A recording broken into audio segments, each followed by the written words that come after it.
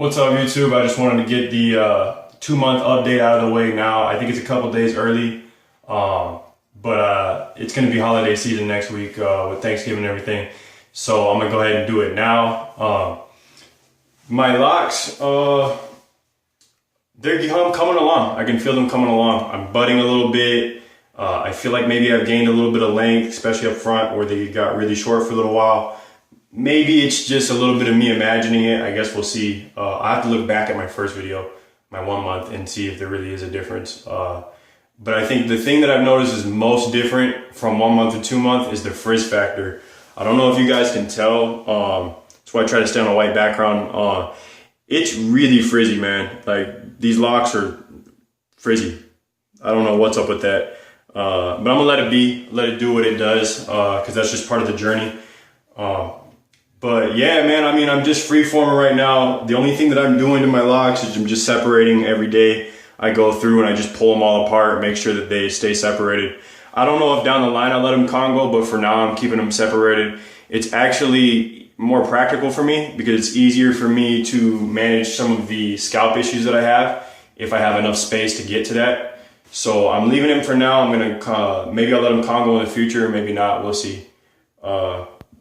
But yeah, let's take a real quick look. My locks right now, I feel like they've gotten longer. Like I said before, they're pretty frizzy.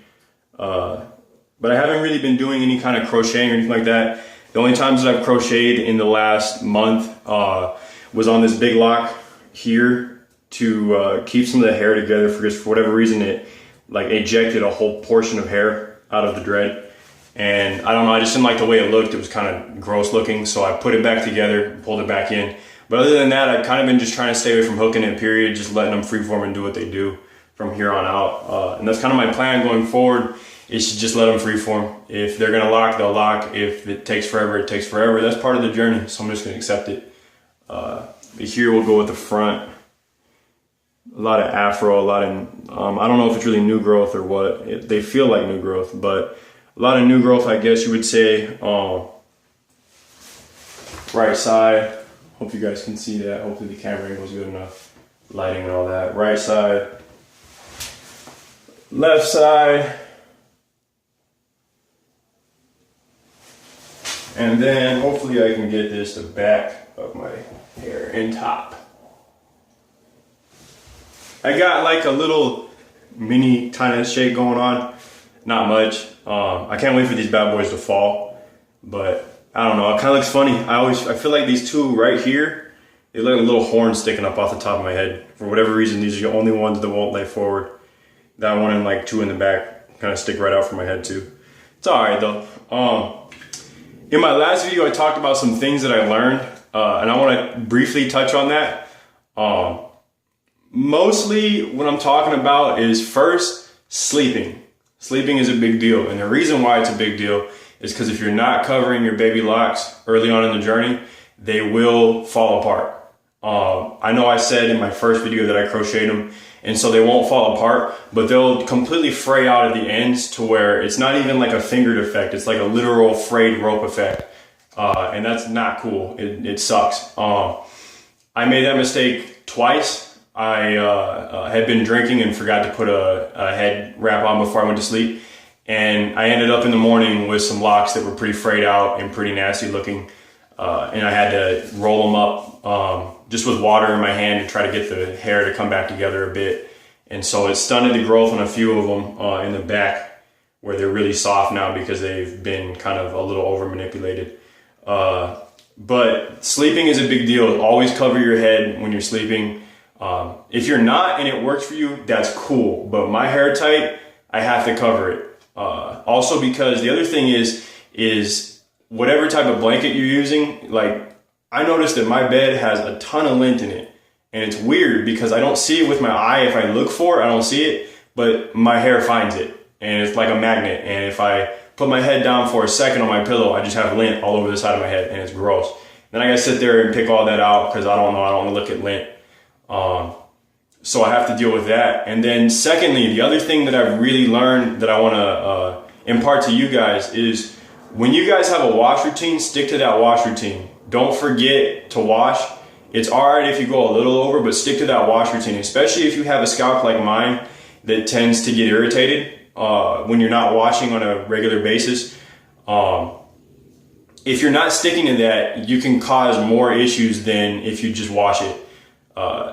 It's, you know, it's the smells, everything else, but especially when you have scalp issues like I do, washing it is an integral part of making sure that my dreads stay healthy. Because if you get enough buildup, you can actually cause your hair to stop growing. And that's really disgusting, and you've got to really be negligent. But even the guys that are just truly freeform, they don't do anything. They don't separate. They don't do anything. They still wash. I think in one of Freeform Prophet's videos, he talks about he washes. All right. So even that, he's got those gnarly ass Congos. He still washes his hair. You have to wash your hair. So that's important. And then the other thing is when you're washing, if you're using a type of shampoo that's, you know, for dandruff, or a type of shampoo that's, you know you don't have any option, and you know it's going to cause a bit of residue or maybe a little bit of buildup, the best thing for you to do that I've learned is to take and water it down, so that you got like, you know, 1 part shampoo for like 3 parts water. And that'll help to get the shampoo that would normally just sit in the body of your dread, and it helps you to pour it actually onto your scalp, you know, because you're not really trying to wash the body of your dread. For the most part, the body of your dread is not going to pick up a whole lot of stuff other than maybe the dust if you're going outside and your hair is moist or whatever. But most of that stuff will come out when you rinse. But the shampoo will get stuck in the body of your dread. It'll cause it to get waxy. I had a couple in the front that were really getting gross. For whatever reason, it just kept picking it up. I have a feeling that when I put the shampoo in the palm of my hand, I was wiping it into there and kind of this area right here, and I kept wiping it in the same spot, and then it was never getting all the way rinsed out because they fall forward. So that area of that dread is always covered by other hair. So I've learned you gotta water it down. It's just important so that you don't end up with a bunch of nasty residue, and that stuff can start to stink. So definitely wanna get that stuff washed out. As far as maintenance is concerned, like I said, I haven't been doing a whole lot of the crocheting or anything like that, just besides keeping that one dread together. I have been though, taking the tips of my dreads and rolling them in my palm. Hopefully you guys can see that. Taking the tip and rolling it in my palm. That's just to get kind of the wispy ends to pack down a bit more. I don't really care if they're like 100% blended, but more about just getting all the little frayed ends that go everywhere packed down. And a lot of it is because these ones in the front are extremely annoying and they touch my face, and I don't like my face to be tickled by like little loose hairs. It's just kind of annoying and distracting. So I've blended the front ones really well to where they've actually stayed like that. I don't even have to touch these tips in the front anymore. They're a little bit frizzy. I think maybe you can see that they're a little bit frizzy right there, but you know, that just happens. That's part of it, especially when you're in the first stages. So there's that. And then just like the other things I've learned is like the smells, man. The smells, like, it really pisses me off now because I quit smoking like 2 years ago. It really pisses me off when somebody smokes a cigarette next to my head because I'll smell it later. Like my clothes won't stink like it or nothing like that, but I'll smell it in my hair and it's gross.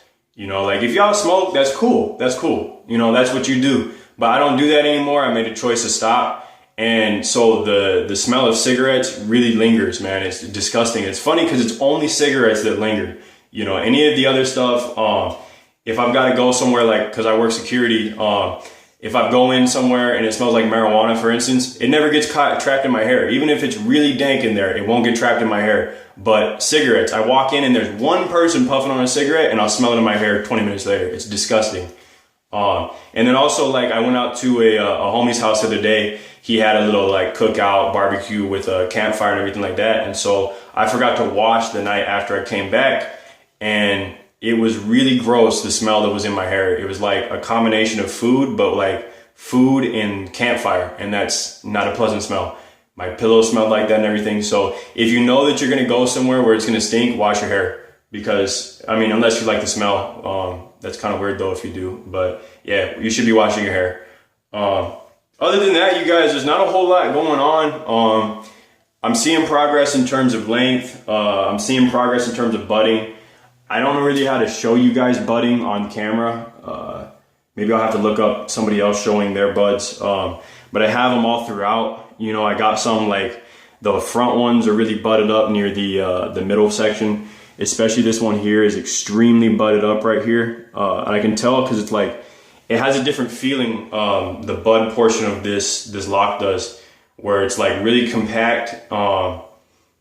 I don't know, I just don't really know how to explain it, but yeah, it's like really compact. I got a couple on the side that have almost completely budded.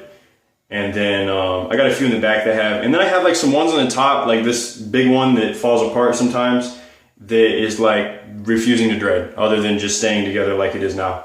It's like not going any further, and I think that has to do with how I sleep.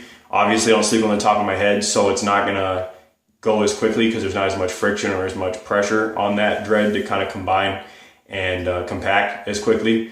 So, you know, it's like they say, everything in the dread game is patience. So just have the patience to know that eventually you'll be where you're at. That's what I'm trying to do right now. Just be patient.